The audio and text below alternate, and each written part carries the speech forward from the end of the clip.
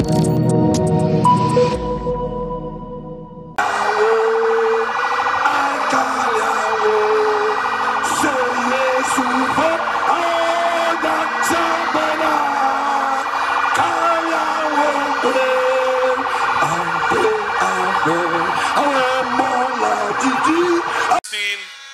came and told us a lot of lies. They said they were going to turn Ghana within 18 months. They would transform Ghana. We all know the lies they told. Indeed, somebody gave me a paper. When I came here, somebody gave me a paper. And he's documented the lies of Akufo-Addo and Bawumia. Let me read them. The first one is, I shall protect the public purse. Ezu. Meanwhile, they've stolen the purse. The purse is no longer there. The second one, he says, I'm too old to steal your money. I already have my own money. Alakwa.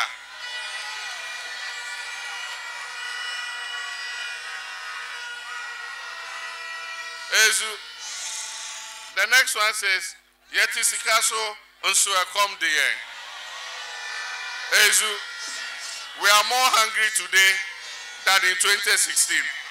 Alakwa. Then this one, it says, try me and see. Don't go. Ezu. Don't go. We have regretted for trying him. We have regretted. We are not going to try anybody again. We need an experienced, licensed driver to take over the steering of this country.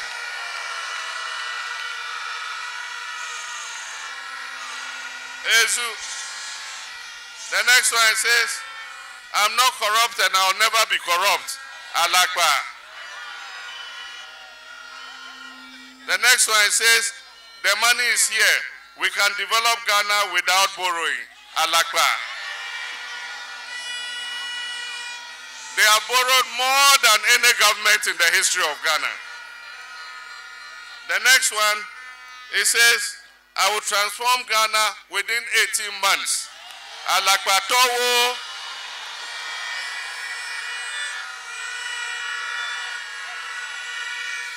Ezu. This is the interesting one. It says, I will not operate a family and friends government. Alakwa. Ezu. Their family and friends are everywhere in government. The next one, I will fight corruption with the Anas principle. Today they are persecuting Anas and chasing him all over the place. Alakwa. Ezu. For those of you who have gone to Accra, you know the Kole Lagoon. It says, I'll make the Kole Lagoon and the Odo River a tourist attraction. Alakwa. The Kole Lagoon is as dirty as ever. Ezu. Now listen to this one. I will build a factory in every district. Alakwa. Where is your factory? Factory Melio. Ezu. Then this one says, I'll give every constituency $1 million every year. Alakwa. Ezu. By now, South Tongu should have got $8 million. Ega, Esido.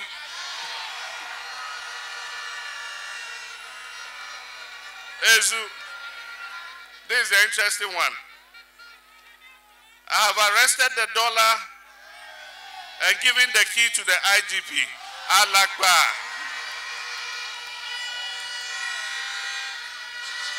The dollar was 4 cedis. Today is almost 16 cedis. Then this one.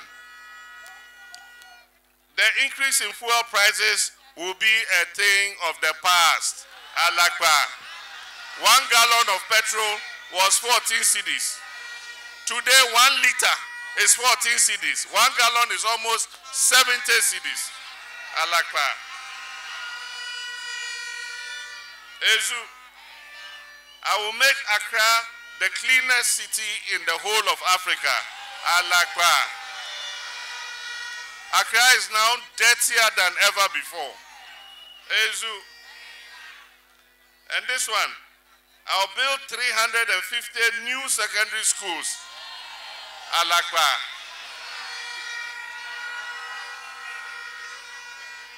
And then this one says, we will never go to the IMF for a bailout.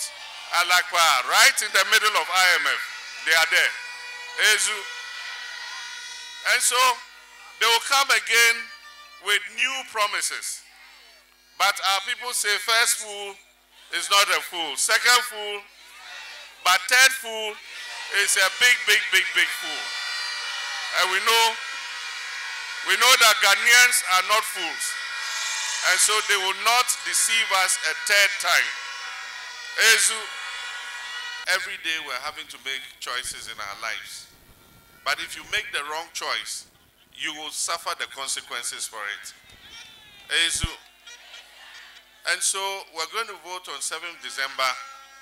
And this election is not like the other elections. It is a unique election.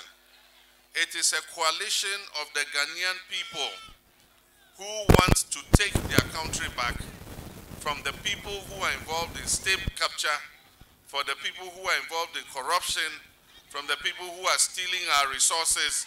It is time to send Atiglinyi back to the bush.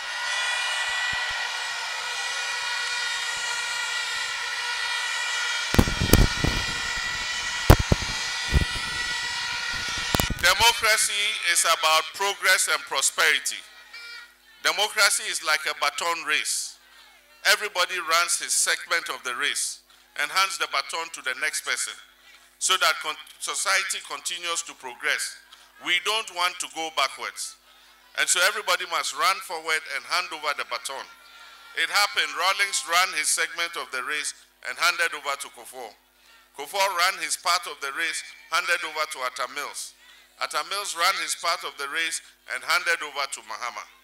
Mahama ran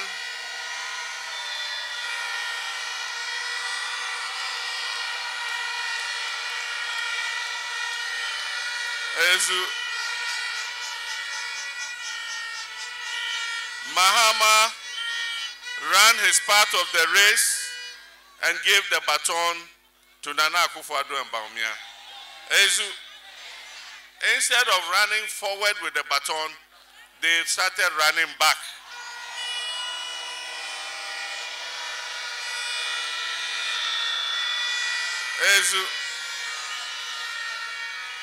Every society wants progress, not retrogression.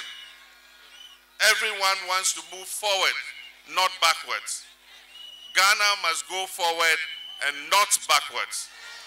Unfortunately, in the last 8 years, our country has gone backwards. Everything is in crisis. The economy is in crisis. Food inflation is the highest. Poverty is rising. Hardship is all over the land. People cannot afford the standard of living that they have had. We are in debt. We have declared ourselves bankrupt.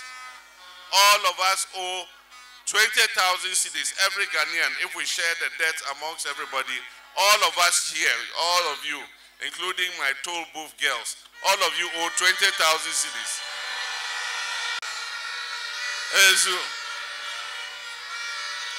And so this election is about Ghanaians taking their country back.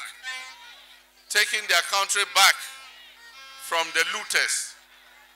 It is a small cabal that have hijacked the nation and create opportunities only for themselves.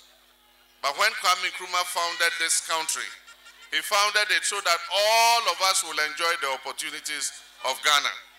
But today, only a small group are enjoying the opportunities, and the rest have been cast aside. NDC is going to come and change that. On 7th December,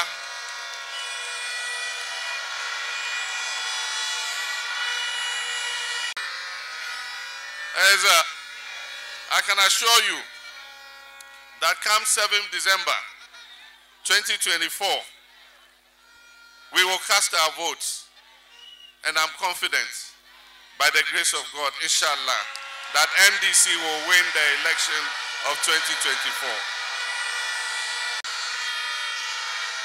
As the majority of Ghanaians believe that this country is going in the wrong direction. And if you are going in the wrong direction, you must change course and turn around. Ghana is going to turn around. And NDC has the men and the women to turn this country around.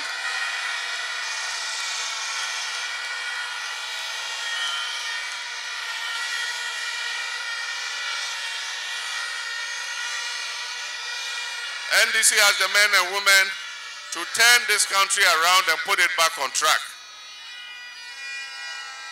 Leadership of this country is for experienced drivers. It is not for driver mates. Leadership of this country is for licensed drivers. It's not for drivers mates.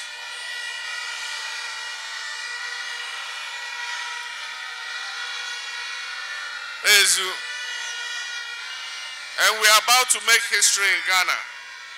We are about to make history in Ghana. God created Adam and Eve, and he made Eve a partner to Adam.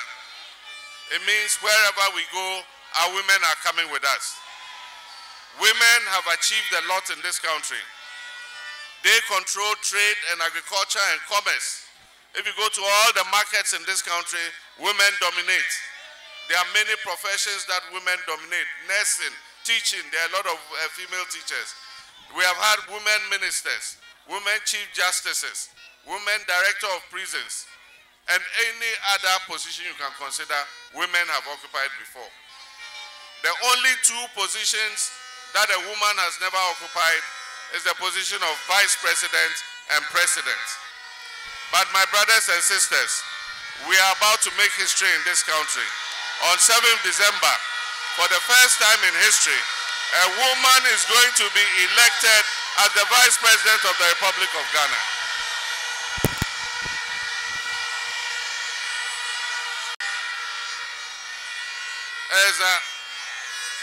And that makes me happy, because every man has a mother. All of us have sisters. All of us have daughters. And indeed, my sister is here today. Hawa, stand up, let them see you.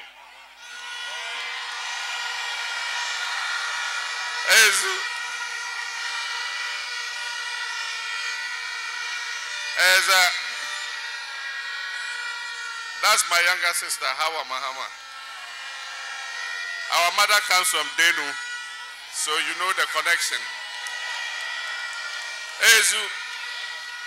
And so it makes me happy that our sisters and our daughters can also aspire to the highest office of the land.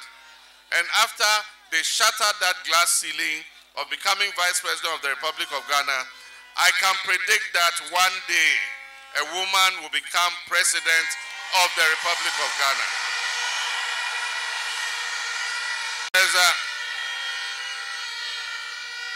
South Tongu has a lot of potential. We have done a lot of infrastructure here. Lights, telecommunications, educational infrastructure, health infrastructure, electricity, roads, and everything. But we must go beyond infrastructure. We must invest in the people, especially the young people, so that they can get jobs to do and be able to live a decent existence.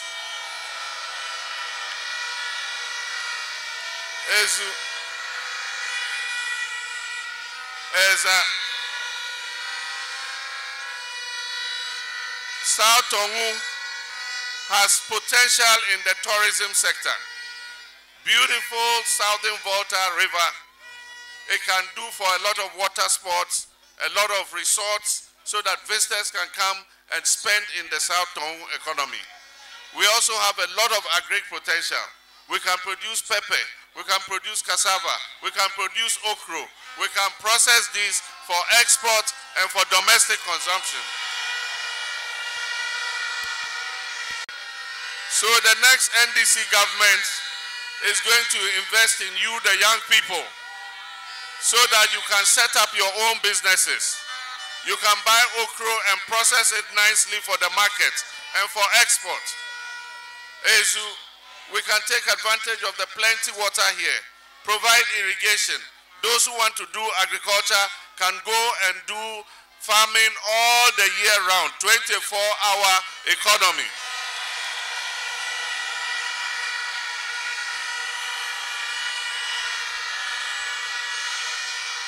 Ezu,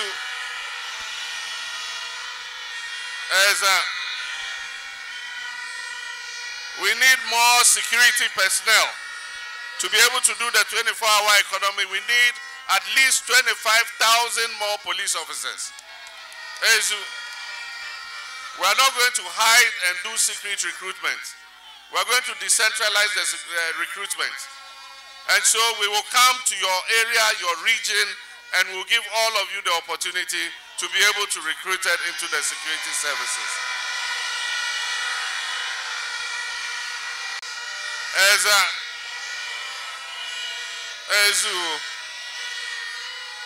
I'll talk of two more things. One is the Women's Bank. Our mothers are in the markets. Our mothers do the small trading. Our mothers sell the food. More often than not, they need just a little capital to be able to grow their businesses. They need 1,000 cedis, 2,000 cedis to be able to expand their business. We know that when we empower women, we are empowering the family. Because when a woman invests and makes profit, she brings the money and comes and takes care of the children in the house. And so we must empower our women. And that's why we're coming with the National Women's Bank.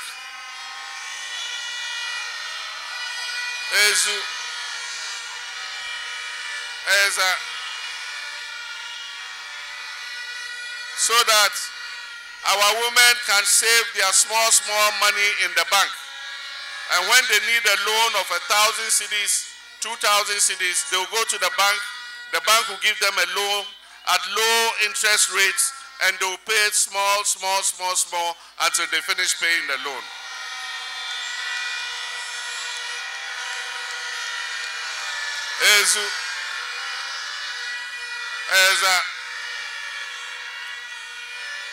Many of our young people have finished SHS, JHS, and they've not continued into tertiary education. They want to be able to learn a skill so that they can go into the world of work. But their parents cannot afford to pay the masters so that they go as apprentices. We're coming with the National Apprenticeship Scheme. Government will register the master craftsmen, we will pay them, and will attach the students to them to go and learn as apprentices free of charge.